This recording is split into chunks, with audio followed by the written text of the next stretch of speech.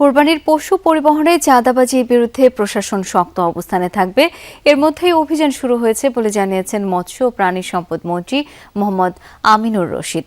দুপুরে কোরবানির পশু পরিবহন নিয়ে বিভিন্ন সংস্থার সাথে বৈঠক শেষে একথা জানান মন্ত্রী। জানান খামারিরা যাতে লোকসানে না পড়ে সেজন্য ভারতীয় গরু আমদানি বন্ধে সীমান্ত এলাকায় কোনো হাট বসতে দেয়া হবে না। মন্ত্রী জানান এবার ঈদে 1 কোটির কিছু বেশি গরুর চাহিদা রয়েছে।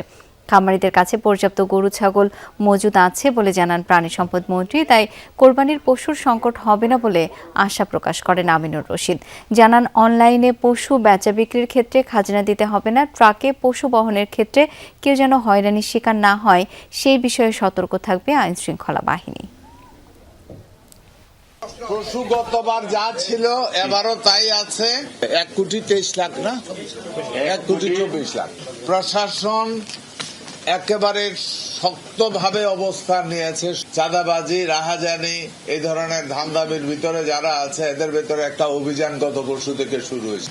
এই সরকারের প্রথম টার্গেট এই দেশের সাধারণ মানুষের অর্থনীতিকে শক্তিশালী করা, এই দেশকে চাঁদাবাজ মুক্ত করা।